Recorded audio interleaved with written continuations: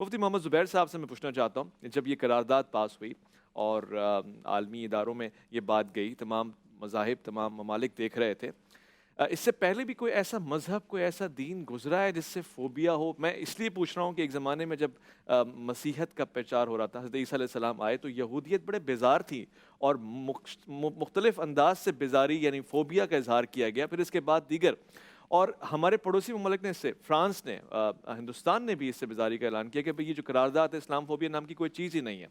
تو وہ نہیں دیکھتے کہ اس کے پیچھے بھی ایک ہسٹری ہے، آیا ہسٹری ہے بھی کہ نہیں؟ دیکھیں بات یہ ہے کہ ہسٹری موجود ہے اور یہ تو حقائق پر پردہ ڈالنے والی بات ہوگی کہ کیا اس کا وجود دنیا میں ہے یا نہیں ہے. میں یہ سمجھتا ہوں کہ اس کا وجود ہے اور اس وقت مغربی ممالک کے اندر، یورپی ممالک کے اندر ایک خاص قسم کی نفرت کو ہوا دیا جا رہا ہے، اور وہ جو ہوا دینے کے جو اسباب ہیں وہ ایک الگ سے ایک پورا ایک چیپٹر ہے، لیکن یہ ایک حقیقت ہے.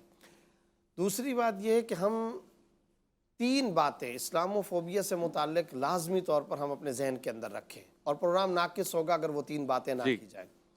سب سے پہلی بات تو یہ ہے کہ اسلاموفوبیا کا جس وقت یہ پھیلاؤ یورپ سے اور یہ مغربی ممالک سے ہوا 9/11 کے بعد خاص طور پر، تو یورپ کے یا عیسائی دنیا کے یا یہودی دنیا کے وہ لوگ جو لوگ حقیقت کے اعتبار سے اسلام سے کوئی دلی بغض نہیں رکھتے، عام لوگ ہیں، بزنس مین ہیں، تاجر ہیں، عام لوگ ہیں، میں ان کو اس پروپیگنڈے سے متاثر ہونے کے حوالے سے یہ سمجھتا ہوں کہ وہ قابل رحم ہے، اور اس میں ہم اپنا قصور سمجھتے ہیں.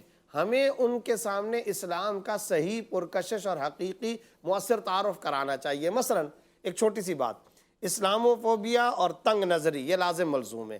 اب یہی ایک چیپٹر لے لیا جائے اور پوری دنیا کے مذاہب کے ماننے والوں کو یہ کہا جائے جس قدر وسعت مذہبی اور ملی اعتبار سے دوسرے مذاہب کے لوگوں کو برداشت کرنے کے اعتبار سے، تحمل اور رواداری کے اعتبار سے اسلام کے اندر ہے، خدا کی قسم کسی مذہب میں نہیں ہے. مثلا یہ بتائیے قرآن کریم کے اندر سورہ مریم ہے یا نہیں ہے؟ بالکل ہے.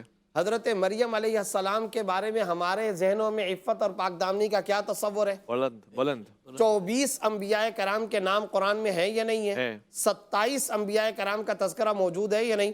آج بھی مسلمان سلیمان اپنا بیٹا نام رکھتے ہیں یا نہیں؟ ابراہیم، موسیٰ، عیسیٰ، کیا یہ نام رکھے جاتے ہیں؟ نہیں. سارہ علیہ السلام کے نام پر ہم اپنی بچیوں کے نام رکھتے ہیں یا نہیں؟ مریم کے نام پہ رکھتے ہیں یا نہیں؟ یعقوب ہو گئے، یوسف ہو گئے، داؤد ہو گئے، ہزاروں کی تعداد میں. ہمیں کہا جاتا ہے ہم تنگ نظر. میں پوچھنا چاہتا ہوں عیسائی دنیا سے، تم نے اپنے بچے کا نام ابو بکر کب رکھا ہے؟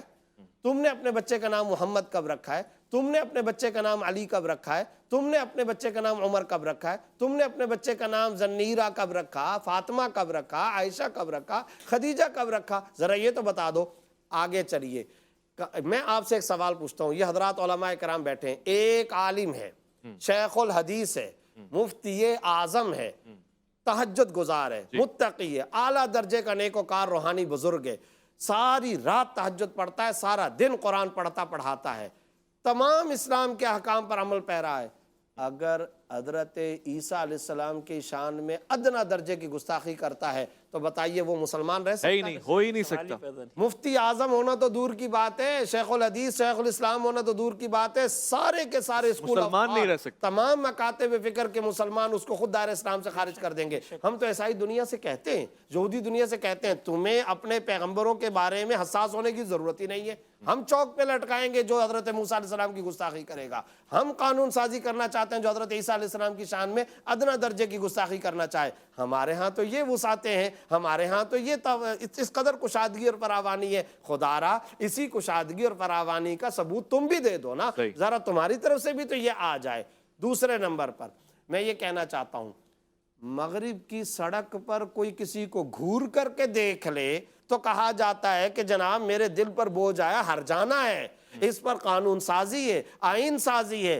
1.5 ارب انسان جس پر اپنی جان قربان کرنا چاہتے ہیں حضرت محمد رسول اللہ صلی اللہ علیہ وسلم، ان کی شان میں گستاخی یہ ٹیررزم نہیں ہے، یہ دہشت گردی نہیں ہے. کوئی کسی کو گھور کر دیکھ لے، ڈاکٹر نے پرچی لکھی، مجھے فلو ہو گیا، اس نے دوائی غلط لکھ دی تھی، مجھے نزلہ ہو گیا، اس پر یورپی عدالتوں میں کیس چلیں گے، اس پر مقدمے ہوں گے۔ اور آج میں آپ سے ایک سوال پوچھتا ہوں، مسلمان کتنا ہی گرا پڑا کیوں نہ ہو، کتنا ہی گرا پڑا کیوں نہ ہو، زانی ہو، فاسق ہو، فاجر ہو، شرابی ہو، قاتل ہو، چور ہو، ڈاکو ہو، کچھ بھی ہو، نبی کی محبت کے بارے میں بتائیں مسلمان کتنا حساس ہوتا ہے۔ انتہائی 1.5 ارب مسلمانوں کو ایک میدان میں جمع کرو اور ایک جملہ ان سے پوچھو، یا تم کو قتل کیا جائے گا یا محمد صلی اللہ علیہ وسلم کی شان میں گستاخی کی جائے گی، بتاؤ، یہ 2 آپشن، ان میں سے کوئی تیسرا راستہ نہیں، کون سا راستہ اختیار کرتے قتل ہو؟ ہونا قبول ہے۔ خدا کی قسم کھاتا ہوں 1.5 ارب کا 1.5 ارب انسان کہے گا خدا کی قسم ہمیں قتل کر دو، مر جانا منظور ہے، نبی کی شان میں ہم اپنی زندگی میں گستاخی نہیں بے شک جب ہم اتنے حساس ہیں،